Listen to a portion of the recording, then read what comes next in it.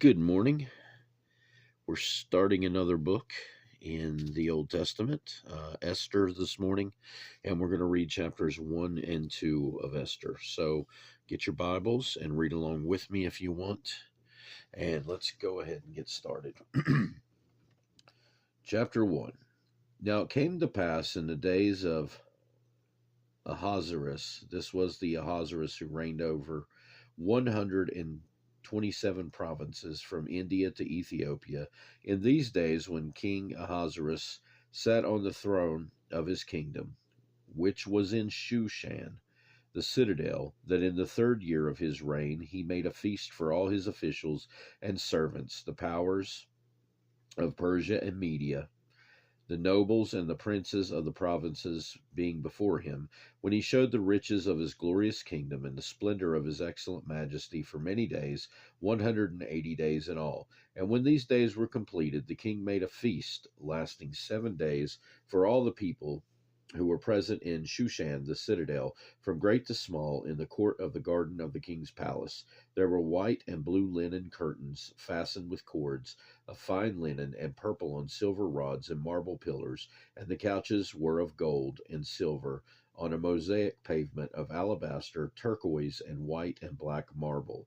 And they served drinks in golden vessels, each vessel being different from the other, with royal wine in abundance, according to the generosity of the king, in accordance with the law that drinking was not compulsory, for so the king had ordered all the officers of his household that they should do according to each man's pleasure. Queen Vashti also made a feast for the women in the royal palace which belonged to King Ahasuerus. On the 7th day, when the heart of the king was merry with wine, he commanded Mehuman, Biztha, Harbona, Bigtha, Abagtha, Zethar, and Carcass, 7 eunuchs who served in the presence of King Ahasuerus, to bring Queen Vashti before the king, wearing her royal crown, in order to show her beauty to the people and the officials, for she was beautiful to behold. But Queen Vashti refused to come at the king's command, brought by his eunuchs. Therefore the king was furious, and his anger burned within him.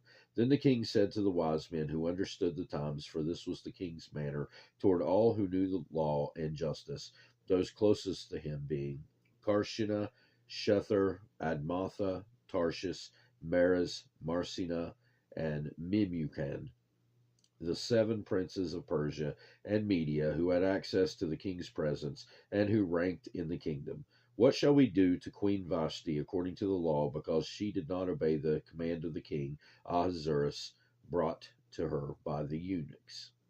And Memucan answered before the king and the princes, Queen Vashti has not only wronged the king, but also the princes and all the people who are in the provinces of King Ahasuerus. For the queen's behavior will become known to all women, so that they will despise their husbands in their eyes when they report. King Ahasuerus commanded Queen Vashti to be brought in before him, but she did not come. This very day the noble ladies of Persia and Media will say to all the king's officials that they have heard of the behavior of Queen. Thus there will be excessive contempt and wrath. If it pleases the king, let a royal decree go out from him, and let it be recorded in the laws of the Persians and the Medes, so that it not be altered, that Vashti shall come no more before King Ahasuerus, and let the king give her royal position to another, who is better than she. When the king's decree, which he will make, is proclaimed throughout all his empire, for it is great, all wives will honor their husbands, both great and small. And the reply pleased the king and the princes, and the king did according to the word of Memucan. Then he sent letters to all the king's provinces, to each province in its own script, to every people in their own language, that each man should be master in his own house and speak in the language of his own people. Chapter 2. After these things, when the wrath of King Ahasuerus subsided, he remembered Vashti, what she had done, and what had been declared against her. Then the king's servants who attended him said, Let beautiful young virgins be sought for the king, and let the king appoint officers in all the provinces of his kingdom, that they may gather all the beautiful young virgins to Shushan the citadel, into the women's quarters, under the custody of Hegai, the king's eunuch, custodian of the women, and let beauty preparations be given them. Then let the young woman who pleases the king be queen instead of Vashti. This thing pleased the king, and he did so. In Shushan, the citadel, there was a certain Jew whose name was Mordecai, the son of Jair, the son of Shimei, the son of Kish, a Benjamite. Kish had been carried away from Jerusalem with the captives who had been captured with Jeconiah, king of Judah, whom Nebuchadnezzar, the king of Babylon, had carried away, and Mordecai had brought up Hadassah, that is, Esther, his uncle's daughter, for she had neither father nor mother. The young woman was lovely and beautiful. When her father and mother died, Mordecai took her as his own daughter. So it was when the king's command and decree was heard, and when many young women were gathered at Shushan the citadel under the custody of Hegai, that Esther also was taken to the king's palace, into the care of Hegai the custodian of the women. Now the young woman pleased him, and she obtained his favor, so he readily gave beauty preparations to her besides her allowance. Then 7 choice maidens were provided for her from the king's palace, and he moved her and her maidservants to the best place in the house of the women. Esther had not revealed her people or family, for Mordecai had charged her not to reveal it. And every day Mordecai paced in front of the court of the women's quarters to learn of Esther's welfare and what was happening to her. Each young woman's turn came to go in to King Ahasuerus after she had completed 12 months' preparation, according to the regulations for the women, for thus were the days of their preparation apportioned: 6 months with oil of myrrh, and 6 months with perfumes and preparation for beautifying women. Thus prepared, each young woman went to the king, and she was given whatever she desired to take with her from the women's quarters to the king's palace. In the evening she went, and in the morning she returned to the second house of the women, to the custody of Shashgaz, the king's eunuch, who kept the concubines. She would not go into the king again unless the king delighted in her and called for her by name.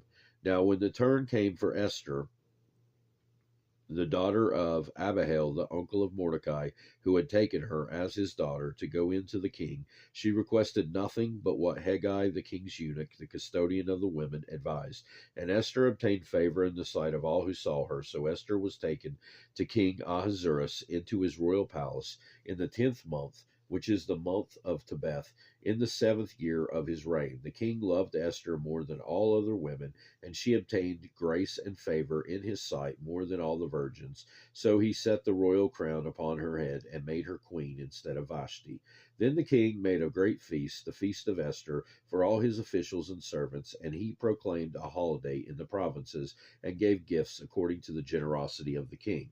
When virgins were gathered together a second time, Mordecai sat within the king's gate.